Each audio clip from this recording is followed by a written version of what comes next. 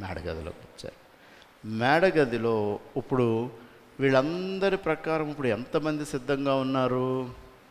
శిష్యులు, స్త్రీలు, ఆఖరికి మరియా, వీళ్ళందరితో పాటు సహోదరులతో పాటు మనం పిలువబడే 70 మంది అపోస్తులు కలుపుకుంటే 120 మంది ఈ మేడగదిలో కూడుకున్నారు. మేడగది అనగానే యేసుక్రీస్తు ఆఖరిగా ప్రభు బలను కూడుకున్న మేడగది కాదు, అక్కడ కొద్దిమందే కూర్చున్నారు. కాబట్టి ఇది యెరూషలేము దేవాలయానికి కొంచెం దగ్గరలో ఉన్న ఒక ఇంటి మేడగది, సుమారు 120 మంది పట్టగలిగేటువంటి. ఎందుకంటే కొందరు స్త్రీలను అక్కడ ఉండడం, అపోస్తులు వీళ్ళందరూ కూడా ఉండడం మనం గమనించాలి. దీనిలో ఉన్నటువంటి సత్యం ఇంకోటి ఏంటంటే, నేను ఆశ్చర్యపోయిన సత్యం ఏంటంటే, రక్షకుడు లోకానికి జన్మించడానికి, ఈ లోకానికి రక్షకుడుకు కావడమైనటువంటి మరియా మొదట్లో క్రీస్తు పుట్టినప్పుడు ఆమె గర్భం నుంచి యేసు వచ్చేటువంటి మరియా అక్కడ ఉంది. సంఘ స్థాపనకు కూడా మరియా అక్కడ ఉంది.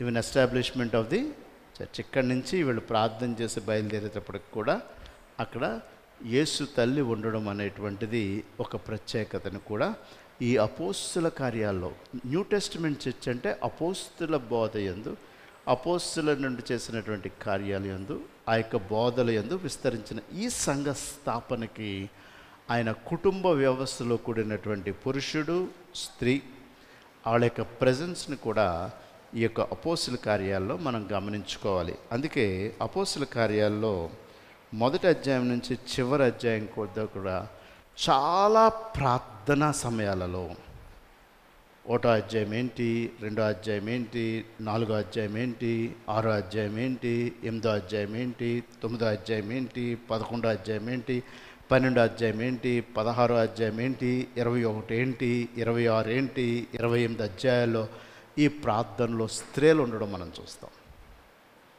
ఈ ప్రార్థనలో ప్రేయర్ ప్రత్యేకంగా, అపోస్తుల బోధలేమో పురుషుల బాధ్యతగా అప్పచెప్పబడినటువంటి ఈ పరిచర్యలో there is a joining of women.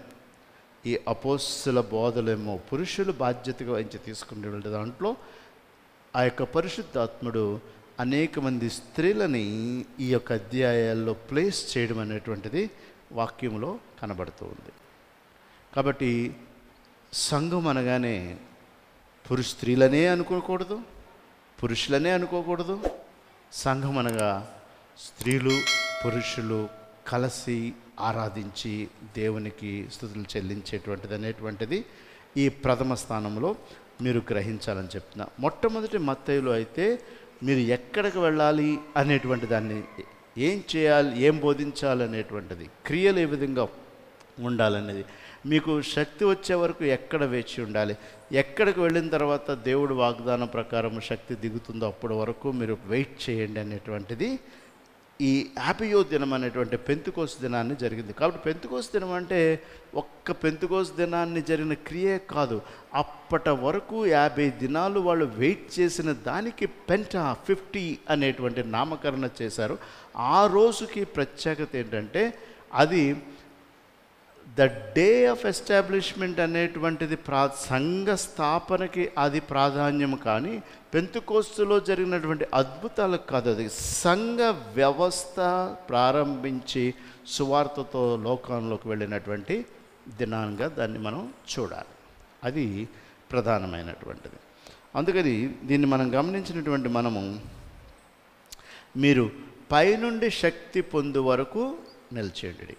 దీనిలో ఈ దినాన్ని మనకేం బోధిస్తుంది అంటే, ఈ దినాల్లో ఉన్నటువంటి సంఘ విశ్వాసులకు మనకేం బోధిస్తుందంటే, దేవుడి నుంచి ఏదైనా ఒక విషయాన్ని మనం పొందాలి అన్నా, దేవుడు మన జీవితాల్లో ఏదైనా కార్యాలు చేయాలన్నా, దేవుడు మన యొక్క పనుల్లోనూ మన ఆలోచనలు సఫలీకృతం చేసి ఫలదాయకమైనటువంటి రిజల్ట్స్ మనం చూడాలి అంటే వెయిట్ చేయడం నేర్చుకోవాలి. ఆయన యందు మనం వేచి ఉండడం నేర్చుకోవాలి. దేవునికి విన్నపం తెలియచేసిన తర్వాత వీళ్ళు సుమారు 50 దినాలు దేవుని స్తుతిస్తూ, ఆయన ఏ విధంగా ఆ రోజు వరకు మీరు అక్కడ నిలిచి ఉండడు అని చెప్పారో అప్పటి వరకు వాళ్ళు నిలిచి ఉన్నారు. కాబట్టే ఈ దినాన్ని సంఘం బూది గ్రంథాల దాకా వెళ్ళింది. అదే విషయాన్ని వాళ్ళు చేసి ఉండకపోతే సంఘ విస్తరణ బూదిగంతాల వరకు వెళ్ళదు. దేవుడు చెప్పింది మనందరినీ కూడా ఈ దినాన్ని మనల్ని ఆయన కోరుకునేది, ఏదైనా ఒక విన్నపం మన కుటుంబ విషయమే కానీ, ఆర్థిక విషయమే కానీ, కుటుంబంలో వివాహాల విషయమే కానీ, ఉద్యోగ విషయాల్లో కానీ మనం నిర్ణయించుకుని దేవునికి చెప్పడం కాదు, దేవుని కొరకు మీద ఆధారపడి వేచి చూచినట్లయితే డెఫినెట్లీ ఆయన ఏదైతే మన జీవితాల్లో చేయాలనుకున్నాడో for sure he will do it. అది ఆయన మనకు చేస్తాడు. అంతే. మనం నేర్చుకోవాల్సింది వెయిట్ చేయడమే. దాని సమయం కొరకు మనము వేచి ఉండగలగడం అనేటువంటిది చాలా ప్రధానమైంది.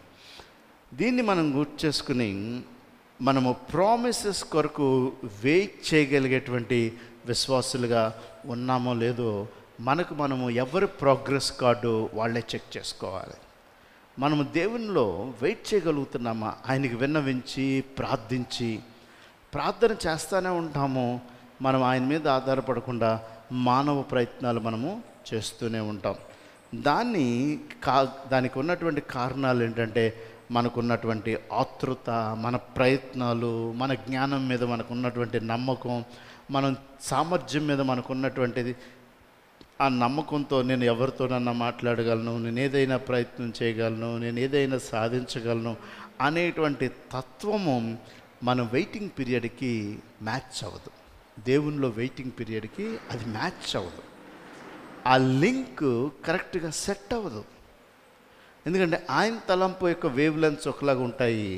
నువ్వు ఆయన తలంపులో ఉన్న వేవ్ లెంత్కి నువ్వు సెట్ అవ్వకుండా నీ ప్రయత్నాలు, నీ జ్ఞానం, నీ నమ్మకం, నీకున్నటువంటి ఆధారమైనటువంటి నీ సామర్థ్యాలను నువ్వు ఎక్కువగా ప్రాధాన్యత ఇస్తూ ఉంటుంటే గాడ్స్ వేవ్ లెంత్కి నువ్వు ఎప్పటికీ సెట్ అవ్వవు. సెట్ అవ్వాలి అంటే దేవుని యొక్క వేవ్ లెంత్కి నువ్వు ఆచితూచి వెయిట్ చేసేటువంటి పర్సన్గా ఉండాలి. లేకపోతే లైఫ్ లాంగ్ మనం ఫెయిల్యూర్స్లోనే ఉంటాం. ఈయన ఇచ్చినటువంటి కొద్ది జీవితంలో మనం నేర్చుకోగలిగినటువంటి సామర్థ్యం ఏంటంటే ఆయన కొరకు వేచి చూచుట. ఆయన కొరకు వేచి చూచుట.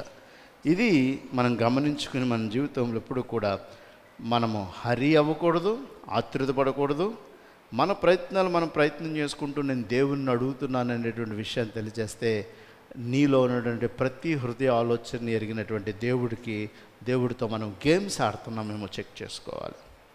అందుకని నిజంగానే వెయిట్ చేయడం చాలా కష్టం. కానీ యేసుక్రీస్తు వెళ్ళని ఆ శక్తి పొందే వరకు మీరు వెయిట్ చేయండి అని చెప్పాడు. శిష్యులు వెయిట్ చేశారు. అయితే దేని కొరకు వెయిట్ చేశారు, ఎలా వెయిట్ చేశారు అనేది మనం ఇప్పుడు చూసాం. కాబట్టి మనం కూడా దేని కొరకు వెయిట్ చేయాలి, ఎలా వెయిట్ చేయాలి అనేటువంటిది కూడా ఈ సత్యాన్ని నుంచి మనం నేర్చుకోవాలి. దేవుడు వాగ్దానం చేశాడు, నా తండ్రి మీకు శక్తిని అనుగ్రహిస్తాడన్నాడు. ఆ చెప్పినటువంటి మాటని బట్టి వాళ్ళకి అది waiting is mostly related to faith, విశ్వాసం, నమ్మకానికి కనెక్షను వెయిటింగ్. అబ్రహాము జీవితంలో తను విశ్వాసంలోకి మన పితరుడిగా పిలవడానికి గల కారణం ఆయన వెయిటింగే. అంతకాలం మధ్యలో షారా పుష్ చేసిందేమో కానీ అబ్రహాం వాజ్ వెయిటెడ్. అందుకే ఈరోజు వరకు ఆయన ఆశీర్వాదాలకు తండ్రిగా మనం చూస్తూ ఉన్నాం. వెయిటింగ్. ఎన్ని ఇయర్స్ వెయిట్ చేశాడు అనేది చూస్తే ఆశ్చర్యపోతాం. వాగ్దాన దేశాన్ని నడపడానికి సుమారు కొద్ది దినాల్లో 40 దినాల్లో వెళ్ళిపోయేది 40 సంవత్సరాలు నడిపించాడు. There is a waiting. అది మనం గమనించుకున్నప్పుడు మరి ఈ మేడ గదిలో వీళ్ళు అక్కడ ఉండి ఆరాధిస్తూ అక్కడ స్తుతిస్తూ ఆయన ఈ సత్యాన్ని బోధించడంలో మనం ఎందా చూసాము. వారందరూ కూడా ఎలా వెయిట్ చేశారంటే ఏక మనసుతో వెయిట్ చేశారు. అదే మనం అపోస్తుల కార్యాల్లో మనం చూస్తాం. 14వ వచనం చివరిలో ఏక మనసుతో ఎడతెగక ప్రార్థన చేయడం.